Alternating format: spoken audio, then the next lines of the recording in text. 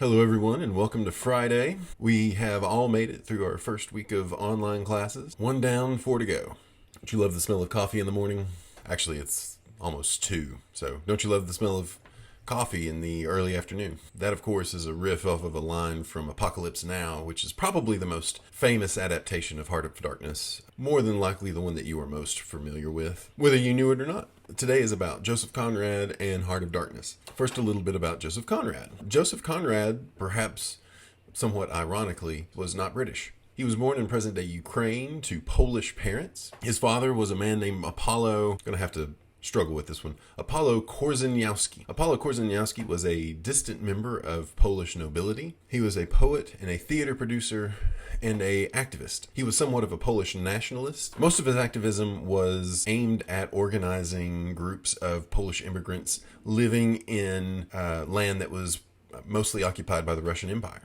Both of Conrad's parents died when Joseph Conrad himself was very young. His mother died when he was 11, and his father died when he was 13. After their deaths, he lived with his uncle for some time. His uncle financed his schooling, which didn't go particularly well. Conrad had many social issues at school. He did not excel very well in his studies, and he suffered from poor health. Although, despite struggling in school, Conrad would become fluent in about 6 or 7 languages over the course of his lifetime, and 4 by the time he was 13. It was at the age of 13 that Conrad decided that he wanted to become a sailor, that he wanted to live a life on the sea. And 3 years later, at the age of 16, he was sent to Marseille, France, to learn the trade. He would spend the next 20 years of his life as a member of the Merchant Marines, first in France and then later in Britain. Merchant Marine is a fancy title for a person who transports goods by ship. These 2 decades at sea would be a tremendous influence on Conrad's life as an author. Many of his written works pull not only experiences from his time as a merchant marine, but also the actual names of people he met and places that he went to. It was while he was at sea that he wrote what would be his first novel, which was entitled Almayer's Folly. During the first phase of his literary career, he would publish many short stories and serialize his novellas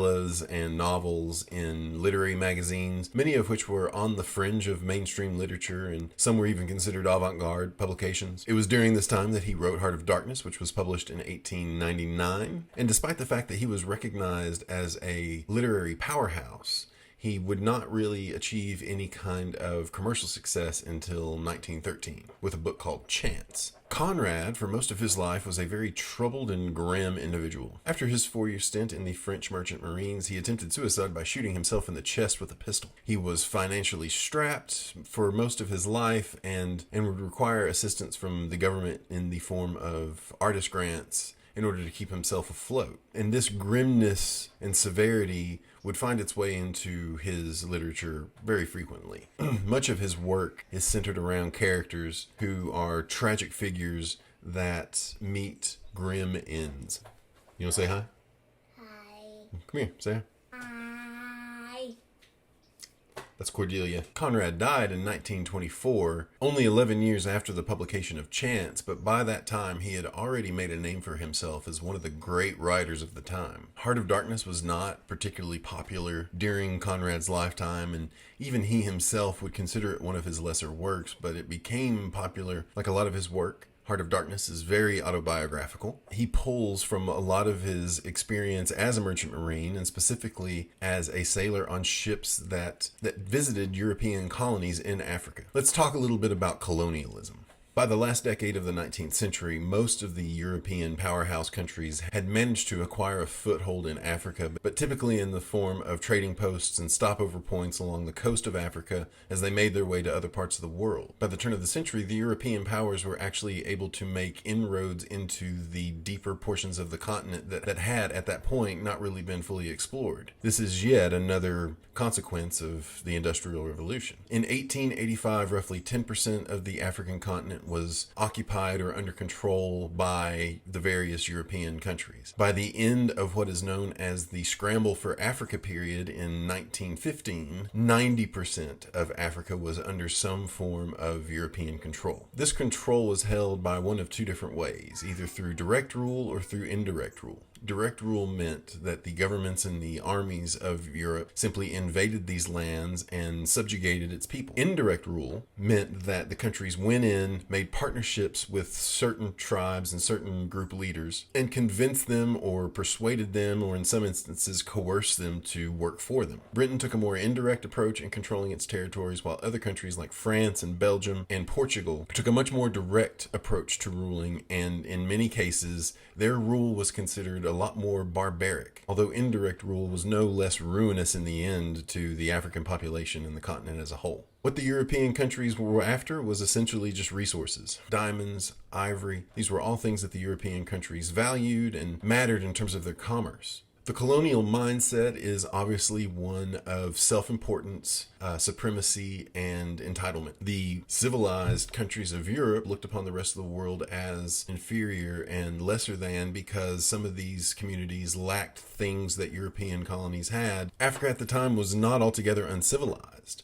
What they lacked were things like literacy, currency, and of course the big one, Christianity. Europe looked at parts of the world that didn't have these things and saw them as automatically inferior, and so a big part of the colonial mindset is the idea that they were bringing civilization to parts of the world that needed it. But in actuality, what the colonial mindset really was greed. It wanted what Africa had, it had the means to take it, and so they just did. They just took it. The beginning of World War I marked the end of the scramble for Africa period, but decolonialization didn't really start to happen until after World War II. In fact, during World War II, African troops were conscripted into service for the European powers. World War II was a severe economic drain on the European powers, and so gradually the European countries reduced their presence on the African continent. If I wanted to talk about the entire scope of the negative impact of colonialization on Africa, this video would be about 2 hours long. The colonizing powers brought European infrastructure, language,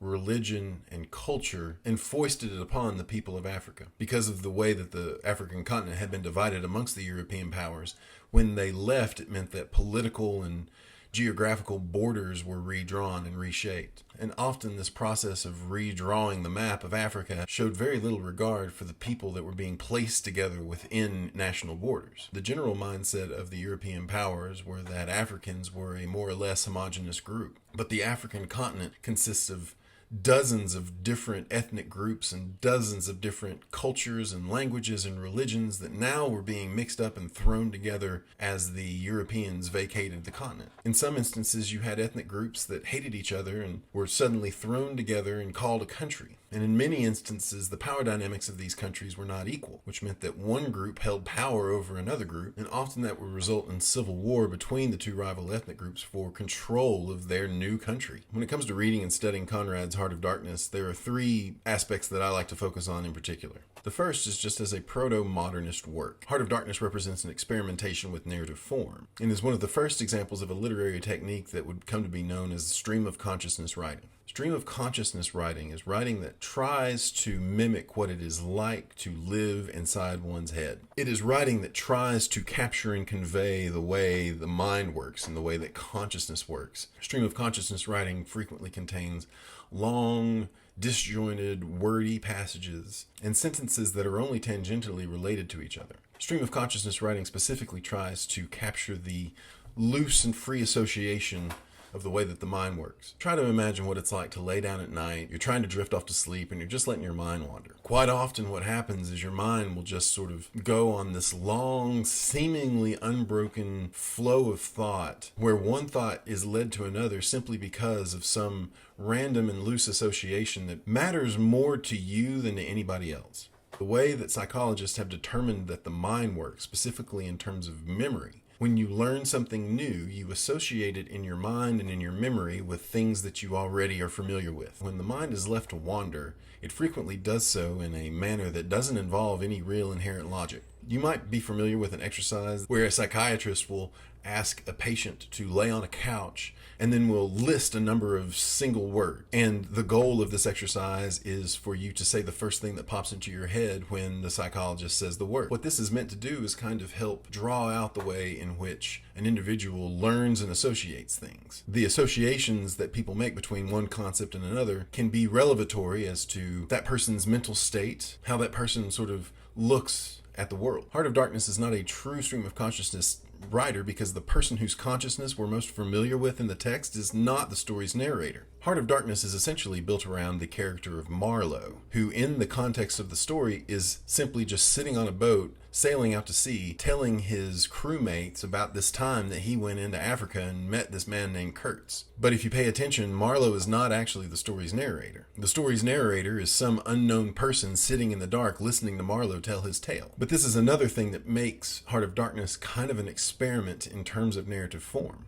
The person who speaks the most in the story is usually the narrator, and in this instance the narrator is just a proxy through which we hear Marlowe tell his tale to us. Marlowe's tale is also very disjointed and not linear. Marlowe jumps around a lot, and he frequently pauses to take asides to tell us what he thinks about what's going on and to provide some bit of explanation for why he thinks that this story is worth telling in the first place. This also makes it a study in psychology, which was kind of one of Conrad's trademarks as an author. He loved to deep dive onto the mental state of his characters. There are myriad opportunities in the text of Heart of Darkness for Marlowe to just sort of stop actually telling his story and to tell us what he thinks about what he's saying. He's constantly trying to contextualize the details of the story he's telling us by telling us what he thinks about the details he's relaying. Specifically when it comes to Kurtz. And Kurtz brings us to the second lens that I most often like to look at Heart of Darkness through, which is a critique of colonialism, imperialism, and ultimately racism. Taken at face value, Heart of Darkness is an indictment of the imperial spirit and the colonial mindset. One of the first things we hear Marlowe talk about is him wondering what England might have been like at a time when the Romans first encountered and set foot on the island of England. I was thinking of very old times when the Romans first came here, 1900 years ago, the other day. Light came out of this river since, you say nights? Yes, but it was like a running blaze on a plain, like a flash of lightning in the clouds. We live in the flicker. May it last as long as the old earth keeps rolling. But darkness was here yesterday. Imagine the feelings of a commander of a fine, what do you call 'em? Trireme in the Mediterranean, ordered suddenly to the north, run over land across the Gauls in a hurry, put in charge of one of these craft the legionnaires, a wonderful lot of handy men they must have been too, used to build, apparently by the hundred, in a month or two, if we may believe what we read. Imagine him here at the very end of the world, a sea the color of lead, a sky the color of smoke, a kind of ship about as rigid as a concertina, and going up this river with stores and orders and what do you like? Sandbanks, marshes, forests, savages, precious little to eat fit for civilized man, nothing but Thames water to drink. No Falerian wine, no going ashore. And perhaps he was cheered by keeping his eye on a chance of promotion to the fleet of Ravenna, by and by, if he had good friends in Rome and survived the awful climate. Or think of a decent young citizen in a toga, perhaps too much dice, you know, coming out here in the train of some prefect or tax gatherer or trader, even to mend his fortunes, land in the swamp, march through the woods, and in some inland post feel the savagery, the utter savagery had closed around him. All that mysterious life in the wilderness that stirs in the forest, in the jungles, in the hearts of wild men. What you're reading in that passage is Marlowe's recognition that England wasn't always like it was at the time.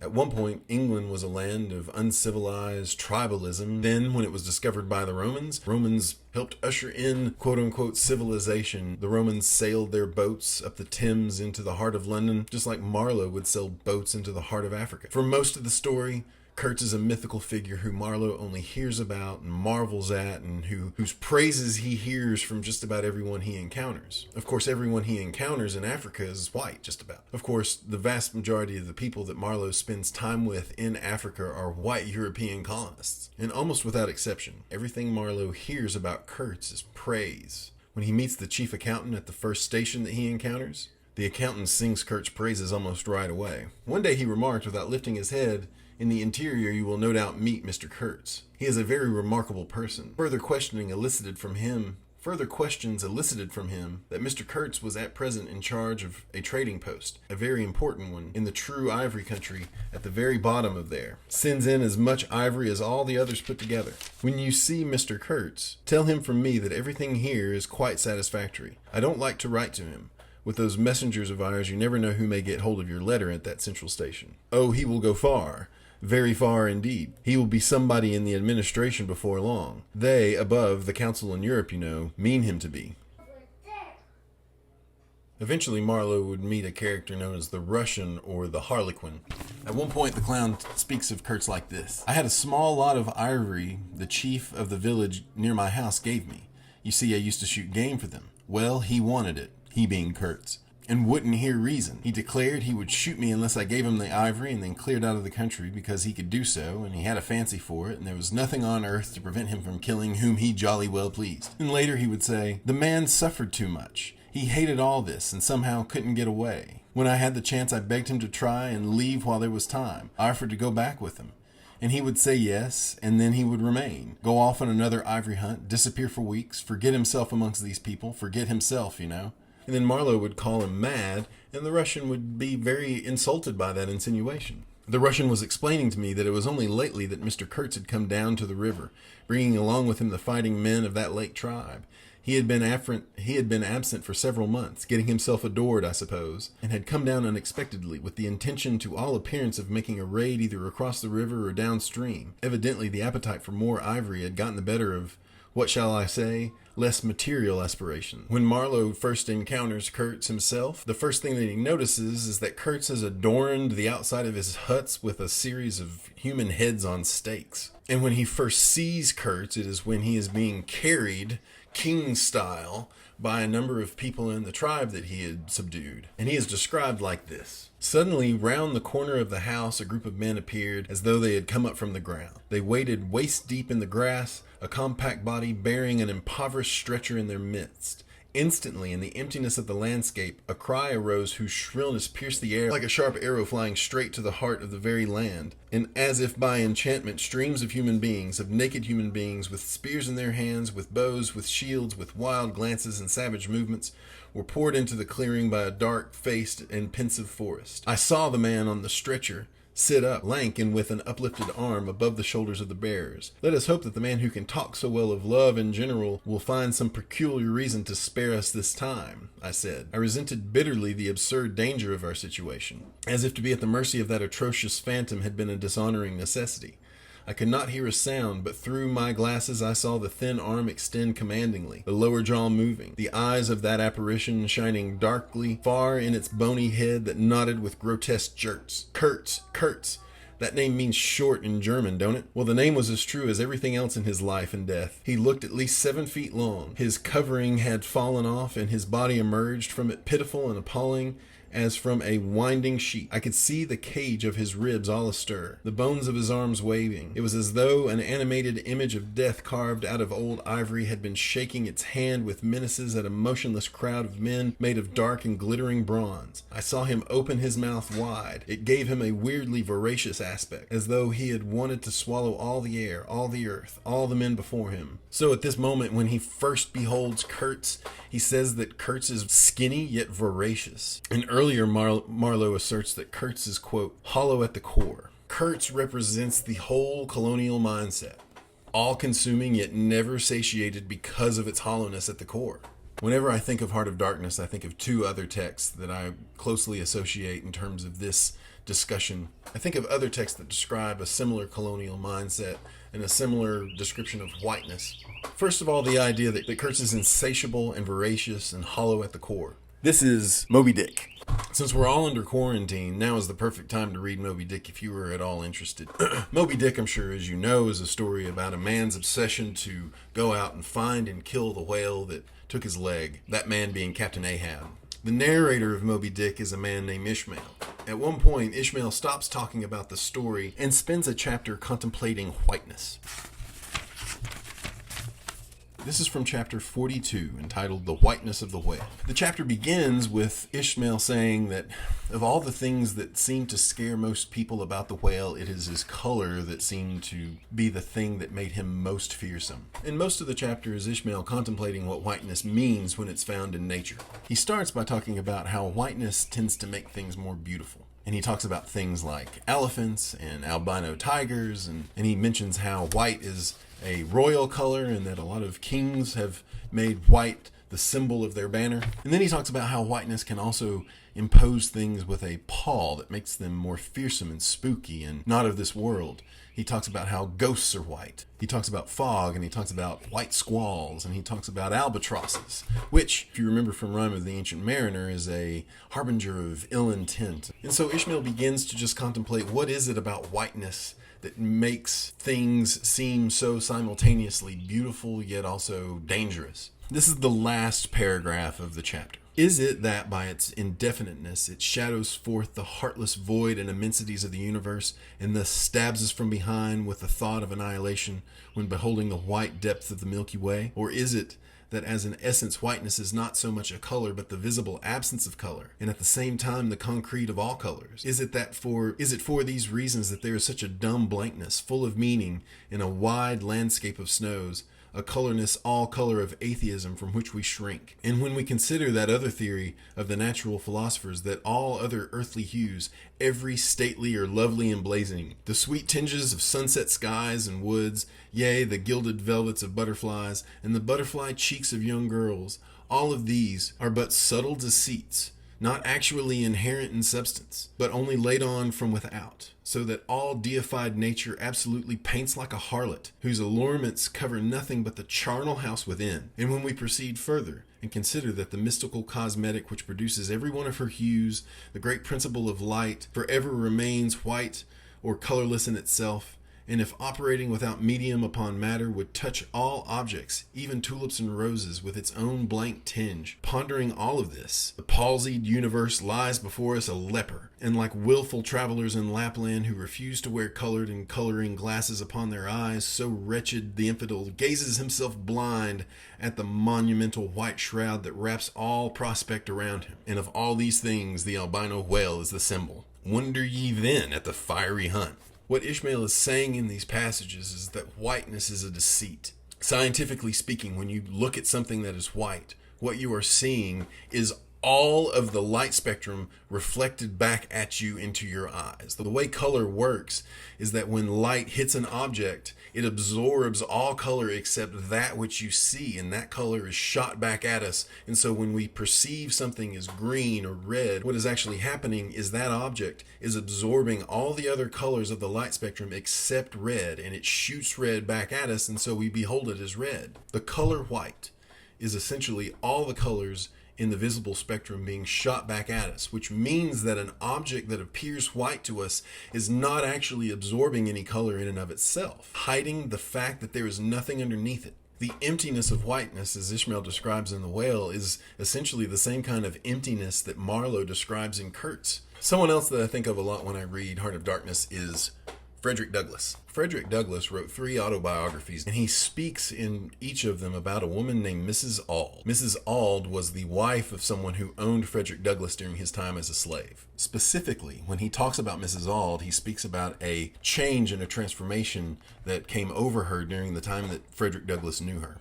This is the version that exists in one of his autobiographies entitled My Bondage, My Freedom. This is chapter 11. My mistress, who, as the reader has already seen, had begun to teach me, was suddenly checked in her benevolent design by the strong advice of her husband. In faithful compliance with this advice, the good lady had not only ceased to instruct me herself, but had set her face as a flint against my learning to read by any means. It is due, however, to my mistress to say that she did not adopt this course in all its stringency at first. She either thought it unnecessary, or she lacked the depravity indispensable to shutting me up in mental darkness. It was at least necessary for her to have some training and some hardening in the exercise of the slaveholder's prerogative, to make her equal to forgetting my human nature and character, and to treating me as a thing destitute of a moral or an intellectual nature. Mrs. Auld, my mistress, was, as I have said, the most kind-hearted and tender woman, and she, in the humanity of her heart and the simplicity of her mind, she set out, when I first went to live with her, to treat me as she supposed one human being ought to treat another. It is easy to see that entering upon the duties of a slaveholder, some little experience is needed. Nature has done almost nothing to prepare men and women to be either slaves or slaveholders. Nothing but rigid training, long persistent in, can perfect the character of one over the other. One cannot easily forget to love freedom, and it is as hard to cease to respect that natural love in our fellow creatures. On entering upon the career of a slaveholding mistress, Miss Auld was singularly deficient. Nature, which fits nobody for such an office, had done less for her than any lady I had known. How could she then treat me as a brute, with a mighty struggle with all the noble powers of her own soul? That struggle came, and at the willpower of her husband was victorious. Her noble soul was overthrown. He that overthrew it did not himself escape the consequences. Slavery soon proved its ability to divest her of those excellent qualities, and her home of its early happiness. Conscience cannot stand much violence. Once thoroughly broken down, who is he that can repair the damage? Frederick Douglass, in his autobiographies, is very much aware of the extent to which slavery is not only ruinous and injurious to the slave, but also to the slaveholder. It's not a natural thing to lord oneself over another man. And Frederick Douglass frequently cites instances where he sees good people turned evil simply because they are given permission and license to be cruel to others simply by taking part in a system that sets up that dichotomy. Mrs. Auld was a nice person when Frederick Douglass first met her. But then because she owned a slave and because she was given the authority to be cruel, she became cruel. In many instances, this is what seems to happen to Kurtz as well. He is sent into Africa with a mission, and he does this mission, and he performs it so well that it changes him. A system that places him in power over another group of people proves as ruinous to Kurtz as it did to Mrs. Auld. But through Kurtz, we see Conrad criticizing and being skeptical of the whole attitude that places itself in a position to think that it can just go because it wants to take over and subjugate a whole continent for its own services. The third and final lens that I most often like to apply to Heart of Darkness is one of post-colonialism. Post-colonialism is a school of critical thought that is frequently applied to literature, seeks to study the legacy of colonialism and imperialism, and focuses on the consequences of imperial exploitation of subjugated people. It explores the social and political power relationships that sustain colonialism and the consequences of that relationship on the colonized. When we apply a post-colonial lens to Heart of Darkness, the results become much less flattering. If you'll permit me for a moment, I would like to invoke the phrase wokeness. In general, the concept of wokeness applies to the extent to which an individual becomes aware of the influence of malignant factors in their life in terms of their worldview and their own personality. When you apply a post-colonial lens to a text like Heart of Darkness, then what you're doing is showing how someone who might have been fairly woke at the time turns out not to be so. For what it's worth, Conrad seems to be earnestly trying to critique the imperial and colonialist mindset. He seems to be somewhat aware of the ruinous effect that being a colonizer can have on the colonizer. Obviously, we can see how colonialism harms the colonized. You have a whole continent of people that don't worship the religion that they would have worshipped, don't speak the languages that they would have spoken had white Europe never set foot there in the first place. Think about what North America would be like if white Europe had never set foot here. If Native American culture would have been allowed to evolve unimpeded without the interference of European colonizers, who knows what America would look like today? And the same can be said of Africa. I'm now going to read from W.E.B. Du Bois. He wrote an essay for a collection of work entitled The New Negro that was put together by a man named Alain Locke. Du Bois's contribution to The New Negro was an essay entitled The Negro Mind Reaches Out. What Du Bois is doing is trying to provide an historical examination of the effect of different colonial powers. But at the end of it, he starts to discuss what he sees as the fundamental flaw in the colonial mindset. Africa is happy. The masses of its black folk are calmly contented, save where what is called European civilization has touched and uprooted them. They have a philosophy of life logical and realizable. Their children are carefully educated for the life they are to lead. There are no prostitutes. There is no poverty. In Asia, too, there is, over vast spiritual areas, peace and self-realization, a certain completeness of individual life, a worship of beauty even among the masses, adequate handling of matter for certain personal ends and satisfactions, and a religious spirit which is neither hypocritical nor unbelieving. On the other hand, Africa and Asia have no command of technique or mastery of physical force that can compare with that of the West. They know practically nothing of mass time production, and their knowledge of the facts of the universe is far behind modern knowledge. That comfort is necessary to complete human happiness, who can for a moment doubt? But what will the world pay for this completeness? And what is it paying now? First of all, it has, in the heyday of its triumph, been able or willing to supply comfort but to a minority of its own population. The majority of the whole people of Europe have poor food, inadequate clothing, bad shelter,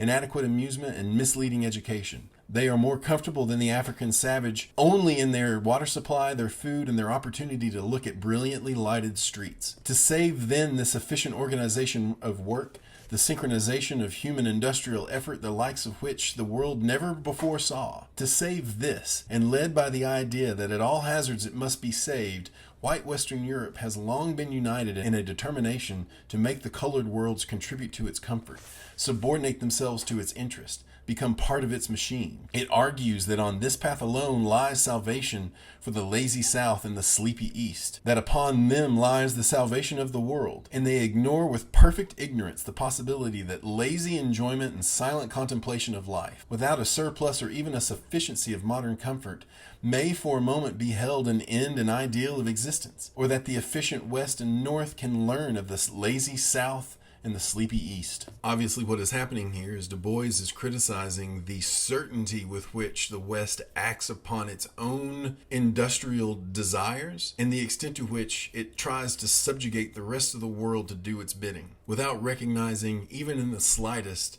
that maybe being uncivilized in and of itself isn't that bad and might even be a better way of living. Du Bois is recognizing the beauty that exists in a life that isn't built around industry. The idea that maybe it is okay to live without all the modern conveniences and the wonders of the modern world. Of course, in many ways, we can look at the rationale that what Europe is doing is bringing civilization to the uncivilized portions of the world is simply a rationalization for its greed. This may be perfect. My daughter just handed me candy jewelry. Do you think that maybe kids could be happy and live a decent childhood without shit like this? Sadly, a post-colonial critique of Heart of Darkness tends to reveal the extent to which Conrad might not have been as progressive and quote-unquote woke as he might have appeared in around 1900. In 1975, a Nigerian novelist by the name of Chinua Achebe, who was probably most famous for his novel Things Fall Apart, delivered a lecture that was very critical of Heart of Darkness and that has fundamentally transformed the way most scholars read the text today. Achebe points out that even though Conrad is trying to present a sympathetic picture of Africans and of the struggle of Africa under colonialism, points out the extent to which Africans are still portrayed as slovenly and savage, and specifically how Europe and Africa are seen as antithetical to each other. Africa and the native Africans depicted in the novel are rendered as foils for the white characters. The native Africans only really exist in the text as a means of illuminating other things about the white characters. Achebe acknowledges that Conrad probably didn't mean for this reading to come about, but that he still inadvertently perpetuates stereotypes of what Africans are like. All in all, Heart of Darkness is a great text that occupies a very complicated place in the canon of British literature. It is on one hand an examination and a critique of the failure of white Western European mindset and symptomatic of it. Can you really be apart from a racial mindset while still using the language of that mindset to describe progressive ideals? That's a question that has kind of started to haunt the reading of Heart of Darkness. Anyway, this was obviously a longer video, but we were going to spend 2 days of class talking about this book anyway, so that seems to follow. Everyone, I hope that you enjoy your weekend. I hope that this video finds you well. I hope that you're ready to go further into the 20th century. Most of all, I love you. I miss you. I wish you well. And I'll see you soon.